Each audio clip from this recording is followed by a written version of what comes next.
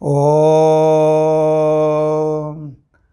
नमः श्री यतिराजाय विवेकानंद सूरये सच्चे सुखस्वरूपाय स्वामिने तापहारिणे स्वामिने तापहारिणे। प्रिय मित्रांनो, नमस्कार। विवेकानंद विचारसागर या मालिकेमध्ये आपलं सगळ्यांचं स्वागत आहे। आजचा विचार आहे, स्वामीजी म्हणतात, वसांनो भिवू नका, नक्षत्र तारका खचित आकाश तुमच्यावर कोसळून तुमचे चूर्ण करून टाकील, अशा भयाच्या दृष्टीने त्याच्याकडे पाहू नका। थांबा, थोड्याच वेळात ते तुमच्या पायाखाली आल्याचे तुम्हाला दिसून येईल। जरा धीर धरा, तुम्हाला दिसून येईल की पैशाने, नावलौकिकाने, विद्येने, कशानेही काही साधता येत नाही। एकमात्र प्रेमाने सारे साधता येते।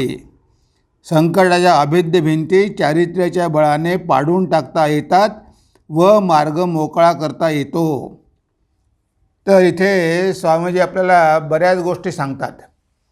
पहिली गोष्ट म्हणजे आपण भित्रेपणा सोडला पाहिजे। म्हणजे आपल्याला कशालाही भिण्याची काही गरज नाही। आणि आपण बघतो की आपण का भितो, कारण आपल्याला वाटतं की आपण हे शरीरच आहो आणि शरीराच्या मृत्यूची भीती असते। म्हणून स्वामी म्हणतात की तुम्ही बिलकुल घाबरू नका। तुमचं जर चारित्र्य चांगलं असेल तर तुम्हाला कोणी धक्का पण लावू शकणार नाही। आणि हे किती खरं आहे। जेव्हा अर्जुनाने बघितलं की कौरवाची संख्या खूप मोठी आहे, त्यांच्या सैन्यामध्ये खूप सैन्य आहे, तेव्हा अर्जुनसुद्धा घाबरला की अरे आपलं सैन्य कमी आणि त्यांचं एवढं जास्त। आणि त्या बाजूला द्रोणाचार्य, कृपाचार्य, भीष्माचार्य हे सगळे मोठमोठे गुरु आहेत। स्वाभाविक आहे घाबरणं। पण भगवान कृष्ण म्हणाले की अरे तू घाबरू नको, असू दे ना कितीही मोठे, पण बघ ना त्यांचा व्यवहार कसा आहे, कौरव कसे वागतात, कसे अनितीच्या मार्गाने वागतात। तेव्हा तू काळजी करू नको, तुझाच यश होणार आहे। कारण तुम्ही धर्माच्या मार्गावर जात आहात, तुम्ही धर्माचं आचरण करत आहात आणि त्यांचा अधर्माचा मार्ग आहे। अधर्म धर्मापुढे टिकू शकत नाही। तू घाबरू नको, जय तुझाच होणार आहे। आणि शेवटी आपण बघतो की पांडवांनी युद्ध जिंकलं। म्हणजे त्यांच्याकडे एवढे रथी महारथी असून सुद्धा पांडवांनी युद्ध जिंकलं। शेवटी जय सत्याचा होतो, मग घाबरायचं कशाला। आपण जर चांगलं असू, आपला जर काही गुन्हा नसेल तर आपण घाबरायचं कशाला। पोलिसाला कोण घाबरतं? ज्याने काही गुन्हा केला असेल तो घाबरतो। ज्यानं काहीच वाईट कर्म नाही तो पोलिसाला कशाला घाबरेल। जेव्हा स्वामी विवेकानंद भारत भ्रमण करत होते तो एकदा पोलिसांनी पकडलं आणि म्हणे तू स्वातंत्र्य संग्रामामध्ये भाग घेणारा आहे, तू क्रांतिकारी आहे, तुला आम्ही अटक करणार। स्वामीजी मुळीच घाबरले नाही। स्वामीला करा मला अटक, काहीच प्रॉब्लेम नाही। म्हणजे मला तुम्ही जेलमध्ये किती दिवस ठेवणार? म्हणजे तुला जेलमध्ये कमीत कमी 1 महिना तरी राहावं लागेल। स्वामीजी म्हणाले फक्त 1 महिना? मला कमीत कमी 6 महिने तरी ठेवा। म्हणजे 6 महिने? 6 महिने का तुम्हाला ठेवायचं? म्हणजे बघा मी संन्यासी आहे, मला दररोज अन्नासाठी भिक्षा करावी लागते। कधी भिक्षा मिळते, कधी मिळत नाही, कधी उपाशी राहावं लागते। जर तुम्ही मला जेलमध्ये ठेवलं तर 6 महिने तरी मला 2 वेळचं जेवण मिळेल ना। म्हणजे बघा त्या पोलिसांनी शेवटी सोडून दिलं की काही कामाचा माणूस नाही म्हणून। पण स्वामीजी मुळीच घाबरले नाही। कारण आपण जर काही वाईट केलं नसेल तर घाबरायचं कारणच काय आहे। म्हणून इथे म्हटलं आहे, स्वामीजी म्हणतात की बिलकुल घाबरू नका। वसांनो भिवू नका, नक्षत्र तारका खचित आकाश तुमच्यावर कोसळून तुमचे चूर्ण करून टाकील, अशा भयाच्या दृष्टीने त्याच्याकडे पाहू नका। आता आकाशामध्ये कितीतरी तारका आहे, नक्षत्र आहे, ते आपल्यावर कोसळेल, आणि आपलं चूर्ण करून टाकील, अशी भीती कधीही बाळगू नका. ते एवढं मोठं आकाश तुमच्या पायाखाली येईल. जर तुमच्यामध्ये जर ते धैर्य असेल तर तुम्हाला कशालाही घाबरण्याची गरज नाही. या बाबतीत गाडगे महाराजांचं उदाहरण खूप बोलकं आहे. त्या गाडगे महाराज आपल्याला माहिती आहे की लहानपणापासून कसे होते, म्हणजे एकदम शुद्ध चरित्र. वडील वारले. आई गाडगे महाराज लहान असताना भावाकडे आली. आता गाडगे महाराज त्यांना लहानपणी ढेबू म्हणायचे. आता ढेबू मामाकडे राहू लागला, मामाच्या शेतामध्ये काम करू लागला. आता मामाच्या शेतामध्ये काम करायचं, पण मामा एका सावकाराकडून कर्ज घ्यायचा आणि मामा खूप कर्जबाजारी झाला होता. तेव्हा ढेबू महाराजांनी प्रयत्न केले, शेतामध्ये काम केलं आणि काही जमीन पैसे भरून सोडून घेतली. ते सगळी जमीन सावकाराच्या ताब्यामध्ये गेली होती. त्या काही जमीन सोडून घेतली, पण तो सावकार काही हक्क द्यायला तयार नव्हता. त्यानं पैसे तर घेऊन घेतले आणि तो म्हणाला की नाही, तुम्ही पैसेच दिले नाही, मी जमिनीचा ताबा सोडणार नाही. आता काय करायचं? ढेबू त्यावेळेस तरुण होता. ढेबू म्हणाला की हा खोटं बोलतो आहे, आपण पैसे देऊन ही जमीन सोडून घेतलेली आहे, तरी आपली जमीन तो आपल्याला परत करत नाही. कसा परत करत नाही बघतो. एक दिवस ढेबू महाराज नांगर घेऊन शेताकडे निघाला आणि गावचे सगळे लोक चिंतेत पडले. अरे म्हणे, तो सावकार तर खूप बदमाश आहे, तो काय करेल माहिती नाही. हा ढेबू एवढं धाडस कशाला करतो? तो आता नांगर घेऊन शेतामध्ये जाणार, ते जमिनीवर आपला हक्क दाखवणार आणि हा सावकार काही सोडणार नाही. सगळ्या गावातल्या लोकांना वाटलं की आज ढेबू मरणार, कोणीही वाचू शकत नाही. पण ढेबू बिलकुल घाबरला नाही. तो गेला शेतामध्ये आणि त्यांनी नांगरणं सुरू केलं.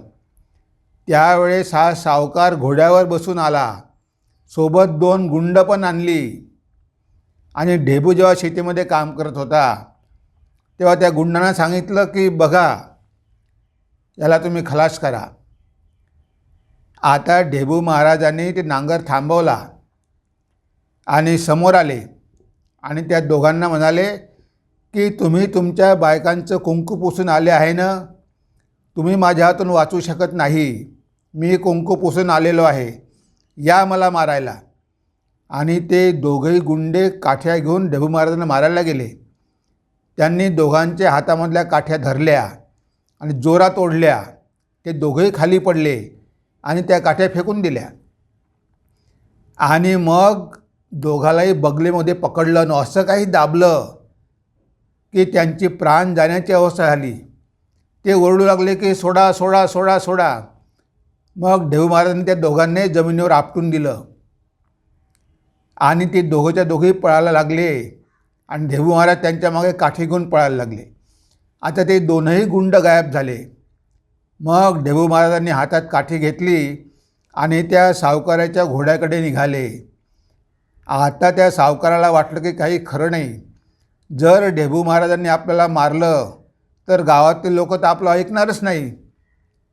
म्हणून तो सावकार पळत निघाला आणि शेवटी घरी गेला. आणि ढेबू महाराजांनी त्या शेतीवर आपला ताबा दाखवला. बघा, मुळीच घाबरला नाही, कारण त्याची बाजू सत्याची होती.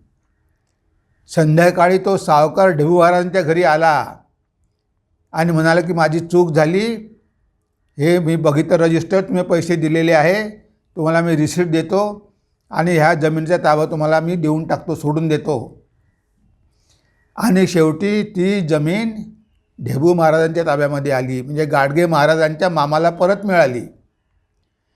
म्हणजे बघा, 2 गुंड आणि 1 सावकार आणि इकडे फक्त ढेबू, पण मुळीच घाबरला नाही, कारण बाजू सत्याची होती. जे होईल ते होईल, जरी मृत्यू आला तरी हरकत नाही, पण घाबरायचं कशाला.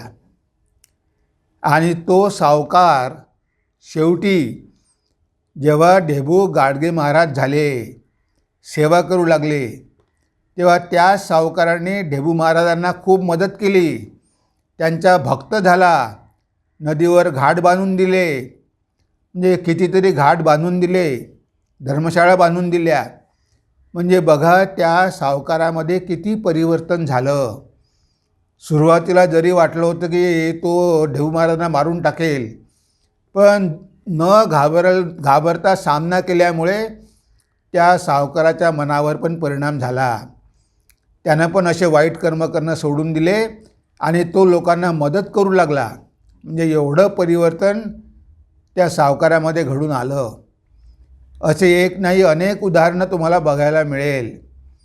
जे धर्माचं आचरण करतात, जे चारित्र्यवान असतात, ते कशालाही घाबरत नाही, कारण त्यांच्यामध्ये चारित्र्याचं बळ असते. म्हणून स्वामीजी म्हणतात की वत्सांनो भिवू नका, जरा धीर धरा.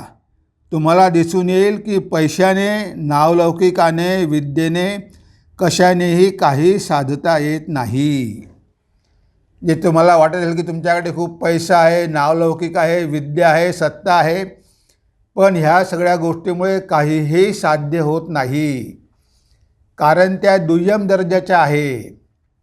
ह्या सगळ्या गोष्टी खोट्या मार्गानं, अधर्माच्या मार्गानं पण प्राप्त करता येतात, पण ह्या गोष्टी कितीही असल्या तरी तुम्ही माणसाचं त्या काहीही करू शकत नाही. कितीतरी आपल्या इथे समाजसेवक आहेत, ते गरीब आहेत पण चारित्र्यवान आहेत, तेव्हा त्यांना हात लावण्याची कोणाची हिंमत होत नाही. इवन सत्ताधारी पण त्यांना हात लावू शकत नाही, कारण त्यांना माहिती असते की हा मनुष्य चारित्र्यवान आहे, याच्यामध्ये चारित्र्याचं बळ आहे.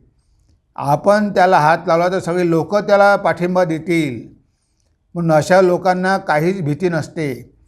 म्हणजे तुमच्याकडे खूप पैसा आहे, सत्ता आहे, नावलौकिक आहे म्हणून तुम्ही वाटेल ते करू शकाल असं नाही, ते शक्य नाही. जर चारित्र्याचं बळ असेल तर तुम्ही काहीच करू शकत नाही. एखादा मनुष्य खरोखर चारित्र्यवान असेल तर त्याच्यासमोर या सगळ्या गोष्टी काहीही नाही.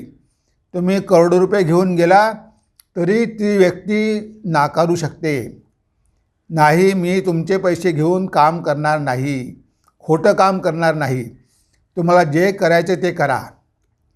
म्हणजे असे धाडसी लोक पाहिजे.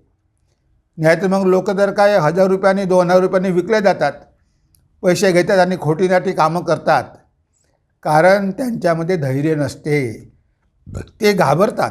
घाबरायची काय गरज आहे. मुंबईला जेव्हा मी नोकरीमध्ये होतो तेव्हा एक ऑफिसर होता. तो ऑफिसर मुळीच घाबरत नव्हता.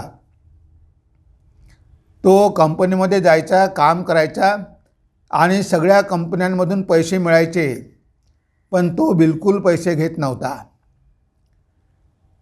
ते कंपनीवाले म्हणायचे का हो हे तुमच्यासाठी ठेवलेले आहे, आमच्या अकाउंटमध्ये याची तरतूद केलेली आहे, तुम्हाला एवढे पैसे घ्यावेच लागेल.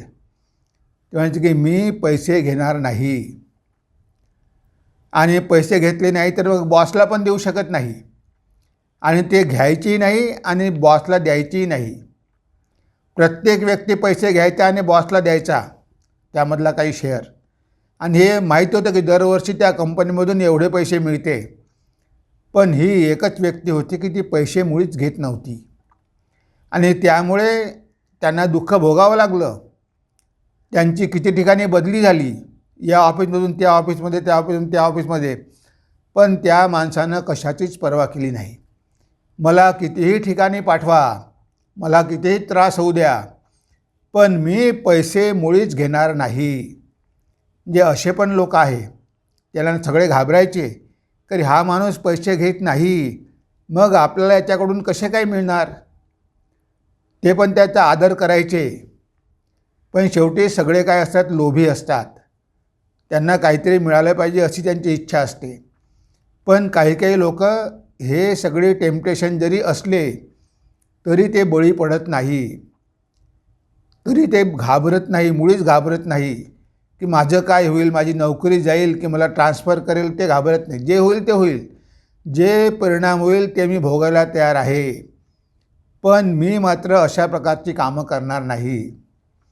मग त्या व्यक्तीचं प्रमोशन पण होते, त्याला पण ओळखणारे लोक असतात की हा माणूस खरोखरच प्रामाणिक आहे. पण थोडी धीर धरावी लागते. म्हणून स्वामीजी काय म्हणतात, जरा धीर धरा. तुम्हाला दिसून येईल की पैशाने, नावलौकिकाने, विद्येने कशानेही काही साधता येत नाही. एखाद्या व्यक्तीकडे ह्या सगळ्या गोष्टी असेल, पण जर चारित्र्य नसेल, जर त्याच्यामध्ये धैर्य नसेल, जर त्याच्यामध्ये निर्भयता नसेल, तर ह्या सगळ्या गोष्टी काहीही उपयोगाच्या नाही. त्याला ह्या गोष्टी मदत करू शकणार नाही. म्हणून स्वामीजी म्हणतात की धीर तर धरून बघा, तुम्ही चांगलं जीवन तर जगा, मग तुम्ही कशाला घाबरता. एकमात्र प्रेमाने सारे साधता येते. म्हणजे प्रेमाद्वारे आपण लोकांचे हृदय जिंकू शकतो, पैशाद्वारे जिंकू शकत नाही. तुम्ही जर चांगला व्यवहार केला, चांगले बोलले, तर तुम्ही मोठमोठ्या लोकांचे हृदय जिंकू शकता. तुम्हाला खरोखर लोकांवर प्रेम करता आलं पाहिजे. प्रेमानं काम होते, अहंकाराने काम होत नाही.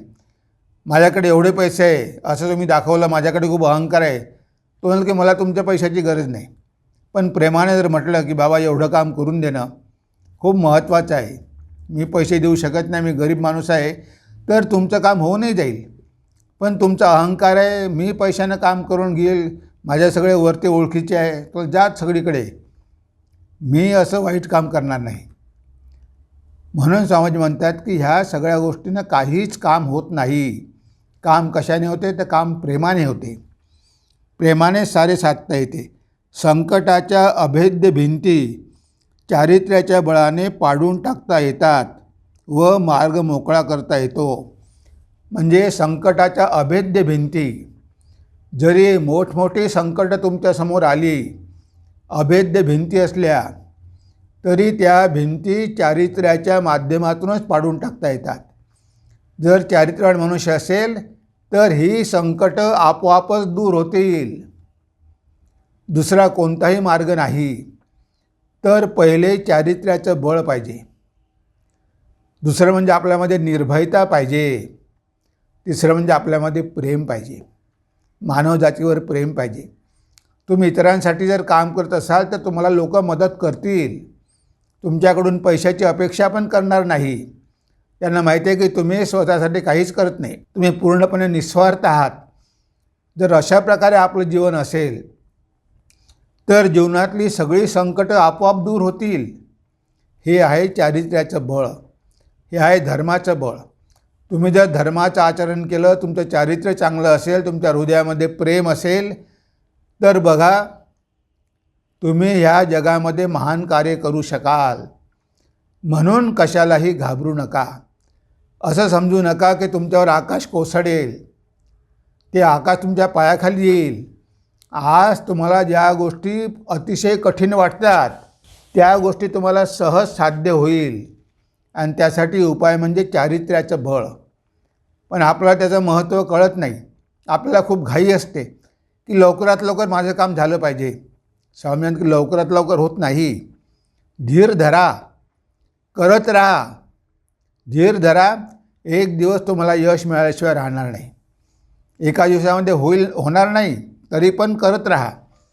आता जर ढेबूजी महाराज जर शेतामध्ये गेलेच नसते, ते घरी बसून राहिले असते, घाबरले असते, तर त्या सावकारानं जमीन कधीही परत केली नसती आणि त्या सावकारामध्ये बदल पण घडून आला नसता. पण एवढं मोठं संकट डोळ्यासमोर, पण चारित्र्याच्या बळावर ते गाडगे महाराजांनी संकट पार केलं. असे कितीतरी संकट त्यांना पार करावी लागली.